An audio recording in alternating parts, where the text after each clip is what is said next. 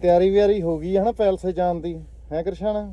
Matching ਮੂਚਿੰਗ ਫੇਰ ਲੈ ਬਈ ਮੈਚਿੰਗ ਹੋ ਗਈ ਆ, ਗੱਡੀਆਂ ਗੁੱਡੀਆਂ ਖੜ ਗਈਆਂ ਅੱਗੇ ਤੇ ਪੈਲਸ ਜਾ ਕੇ ਬੇਈਮਾਨੀ ਕਰਤੀ ਮੈਨੂੰ। ਕਿਉਂ? ਮੇਰੀ ਘੜੀ ਪਾਈ ਤੁਸੀਂ। ਯਾਰ ਕੋਈ ਨਹੀਂ ਯਾਰ ਪੁੱਤ ਫੇਰ ਕੀ ਹੈ ਯਾਰ, ਆਪਣਾ ਵੰਡਿਆ ਯਾਰ ਕੁਛ ਹੈ।